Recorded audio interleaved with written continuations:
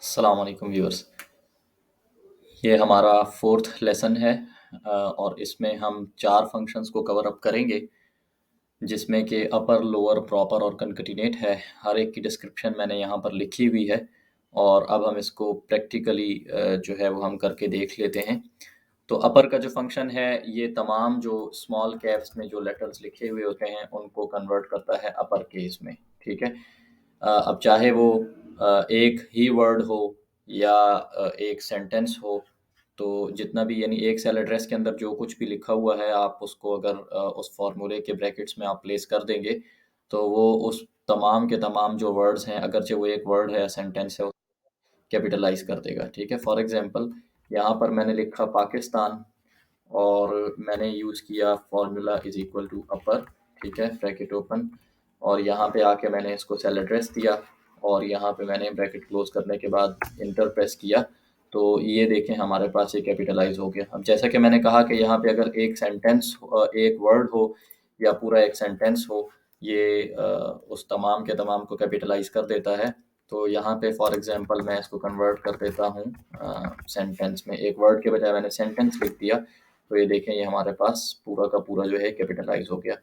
इसी तरीके से जो लोअर है वो इसके उलट करता है, यानी जो भी वर्ड हो या सेंटेंस हो जो कि कैपिटलाइज फॉर्म में हो या प्रॉपर फॉर्म में हो, प्रॉपर फॉर्म के ऊपर अभी हम इसमें इस नेक्स्ट उसमें बात करने जा रहे हैं, तो उस तमाम के तमाम को स्मॉल कैप्स में कर देता है। यहाँ पर जैसे कि is equals to lower, bracket open, cell address and enter, तो ये आप देखें हमारे पास ये लोअर केस में कन्वर्ट हो गया। अगेन हम सेल एड्रेस के बजाय हार्ड कोडेड वैल्यू भी दे सकते हैं, यानी यहाँ पर जो मैंने सेल एड्रेस C11 दिया है तो उसके बजाय अगर मैं इसको डायरेक्टली यहाँ पर पाकिस्तान लिख देता तो भी ये कर देता, लेकिन यहाँ पर मैंने आपको जैसे पहले ही लेक्चर में बता दिया था कि हम सेल एड्रेस देते इसलिए हैं ताकि जब हम वैल्यू को अपडेट करें तो हमारे पास जो फार्मूले का रिजल्ट है वो भी अपडेट हो जाए, ठीक है। अब यहाँ पे आ जाते हैं, प्रॉपर का फंक्शन देखते हैं और यहाँ पे मैंने लिखा for example Pakistan is my favourite country. अब ये सारा का सारा ना ही अपर केस में है ना ही लोअर केस में है और ना ही प्रॉपर केस में है, चूंकि इसमें मैंने कहीं पर सेंटेंस के दरमियान में ही मैंने कहीं ना कहीं कैपिटलाइज यूज़ किए हैं, ठीक है। तो यहाँ पे आकर जब मैं इसको कन्वर्ट करता हूँ equals to proper, bracket open, और यहाँ पे अगेन मैंने सेल एड्रेस दिया, ब्रैकेट क्लोज। अब आप ये देखें कि यहाँ जो इसकी डिस्क्रिप्शन में मैंने लिखा हुआ है कि makes every words first letter capitalize in a given sentence, तो ये आप देख सकते हैं कि ये हमारे पास ये प्रॉपर केस इस तरीके से होता है, ठीक है। अच्छा, यहाँ पर फिर एक इम्पॉर्टेंट फंक्शन है कनकटिनेट का, और कनकटिनेट क्या करता है कि कनकटिनेट दो या दो से ज़्यादा टेक्स्ट स्ट्रिंग्स को जो है वो कंबाइन कर देता है, ठीक है, मिला देता है।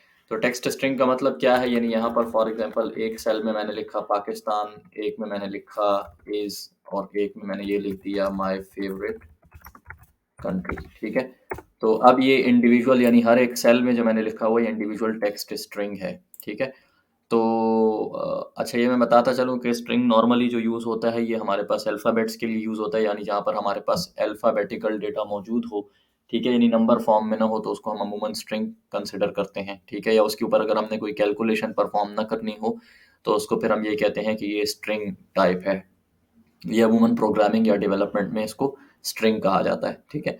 तो यहाँ पे अब मैं इसको कंबाइन करना चाहता हूँ इन 3 टेक्स्ट स्ट्रिंग्स को, तो मैं यूज़ करता हूँ कनकैटिनेट का फंक्शन,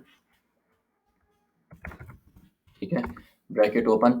यहाँ पे एक चीज़ का ख्याल आप लोगों ने करना है और वो ये कि जो पिछले फार्मूलों में मैंने आपको बताया था कि हम डायरेक्टली रेंज ले लेते हैं, यहाँ पर आपने रेंज नहीं लेनी, ठीक है।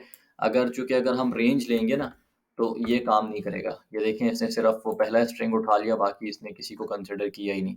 तो हमने क्या करना है, बल्कि हमने बजाय रेंज लेने के हमने कॉमा से सेपरेशन करनी है, यानी ये टेक्स्ट स्ट्रिंग टेक्स्ट 1 हो गया, ठीक है, फिर कॉमा लगाया, फिर ये दूसरा जो हमारे पास सेल एड्रेस है जिसमें हमारा दूसरा टेक्स्ट है उसको क्लिक किया और इसी तरीके से कॉमा लगाया, और फिर हमारे पास ये तीसरा जो यहाँ पर टेक्स्ट है उसको हमने ले लिया और अब हमने यहाँ पे इसको जो है जब इंटर प्रेस किया तो यहाँ पे आप देख सकते हैं कि अब ये हमारे पास कंबाइन हो गया। अच्छा, यहाँ पे आप ये पूछ सकते हैं कि अब जैसे हमारे पास ये पाकिस्तान इज़ और ये जो माय है, इसके अंदर हमारे पास स्पेस नहीं है, तो ये क्यों नहीं है? ये इस वजह से नहीं है। अच्छा, फिर ये देखें, ये माय फेवरेट कंट्री में स्पेस है।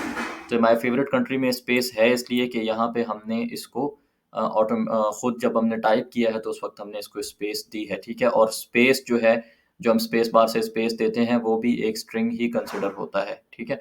तो अभी इसको हमने मॉडिफ़ाई कैसे करना है, हम यूँ कर सकते हैं कि हम सेल के दरमियान स्पेस दे दें, ठीक है?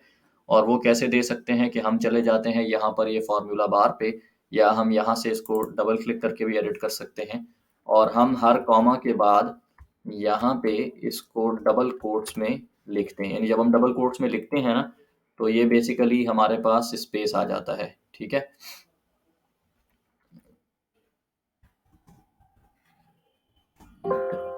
सॉरी।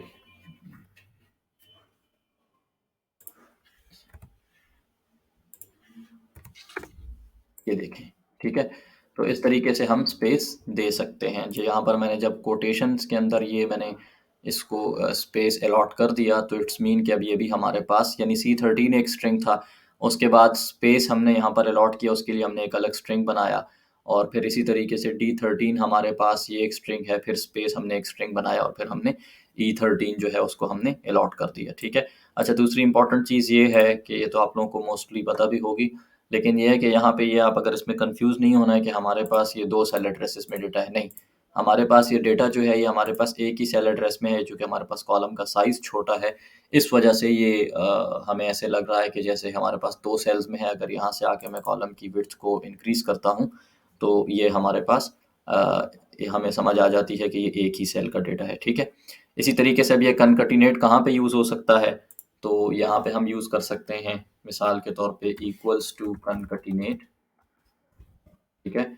यानी यहाँ पे हम फुल नेम लिखना चाहते हैं, नेम और फादर नेम को कंबाइन करके, तो is equals to concatenate bracket open text1 and text2, लेकिन text2 से पहले हमने इसको स्पेस देना है, तो यहाँ पे हम डबल कोट्स के साथ स्पेस दे देते हैं, और इसके बाद फिर हम कॉमा करके यहाँ पे हम इसको दूसरा टेक्स्ट स्ट्रिंग दे के ब्रैकेट क्लोज कर लेंगे। Sorry, equals concatenate bracket open text1 comma text2 bracket close. Javed, यहाँ पे आके इसको मैं एडिट कर लेता हूँ, ये ठीक है। और इसका फ़ायदा ये है कि हमने यहाँ पर एक फार्मूला में हमने यहाँ पर अप्लाई किया एक रो के लिए, और इसके बाद जब हम इसको क्लिक करके ड्रैग करते हैं, तो ये तमाम के तमाम जो हमारे पास वो हैं, बाकी जो वैल्यूज़ होंगी उस पे ऑटोमेटिकली अप्लाई हो जाता है। और अगर आपकी जो स्क्रीन है उसका साइज़ ज़्यादा है, यानी डेटा बहुत ज़्यादा है, और आप चाहते हैं कि ऑटोमेटिकली ये एंड तक चला जाए, तो बजाय क्लिक करके ड्रैग करने के, जो आपको छोटा-सा स्क्वायर नज़र आ रहा है, इसके ऊपर अपना कर्सर लेके आएँ, आपके कर्सर की शेप चेंज हो जाती है, और इसको आप डबल क्लिक कर लें, तो ये ऑटोमेटिकली जो है वहाँ पर ड्रैग हो जाता है, ठीक है? इस वीडियो में इतना ही। इंशाअल्लाह अगली वीडियो में हम मज़ीद कुछ फ़ॉर्मूलाज़ पर बात करेंगे। Thank you.